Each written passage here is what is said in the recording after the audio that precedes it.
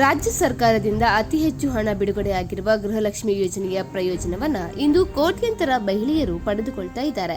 ಯೋಜನೆ ಆರಂಭವಾದಾಗ ಅರ್ಜಿ ಸಲ್ಲಿಸಿದ ಮಹಿಳೆಯರಿಗೆ ಇಲ್ಲಿವರೆಗೆ 5 ಕಂತಿನ ಹಣ ಅಂದರೆ 10,000 ರೂಪಾಯಿ ಸಿಕ್ಕಿದೆ. 6ನೇ ಕಂತಿನ ಹಣದ ಬಿಡುಗಡೆ ಬಗ್ಗೆ ಅಪ್ಡೇಟ್ ಕೂಡ ಸಿಕ್ಕಿದೆ.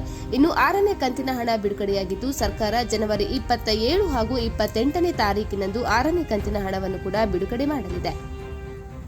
ಇಲ್ಲಿಯವರೆಗೆ 5 ಕಂತಿನ ಹಣ ಪಡೆದುಕೊಂಡ ಮಹಿಳೆಯರು 6ನೇ ಕಂತಿನ ಹಣವನ್ನು ಪಡೆದುಕೊಂಡು ತಮ್ಮ ತಿಂಗಳ ಕುಟುಂಬದ ಖರ್ಚು ನಿರ್ವಹಣೆ ಮಾಡಿಕೊಳ್ಳಬಹುದು.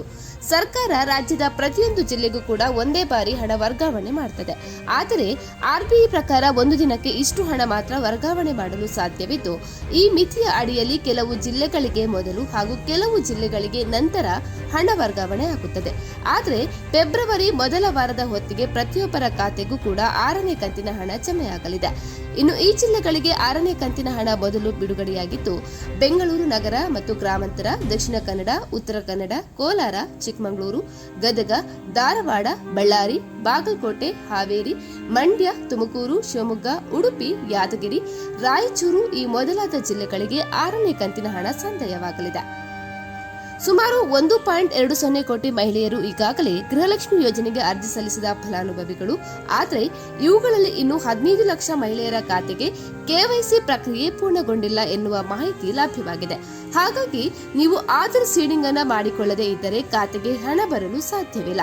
ಒಂದು ವೇಳೆ ಬ್ಯಾಂಕ್ ಖಾತೆಗೆ ಕೆವೈಸಿ ಹಾಗೂ ಆಧಾರ್ ಸೀಡಿಂಗ್ ಮಾಡಿಸದಿದ್ದರೆ ಬ್ಯಾಂಕಿಗೆ ಹೋಗಿ ನಿಮ್ಮ ಖಾತೆಯನ್ನು ಅಪ್ಡೇಟ್ ಮಾಡಿಸಿ.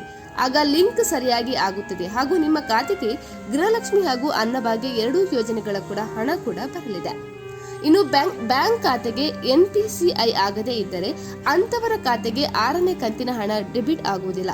ಅದನ್ನು ಮಾಡಿಸಲು ನೀವು ನೇರವಾಗಿ ಬ್ಯಾಂಕ್ ಶಾಖೆಗೆ ಹೋಗಿ ಈ ಕೆಲಸವನ್ನ ಮಾಡಿಸಿಕೊಳ್ಳಿ.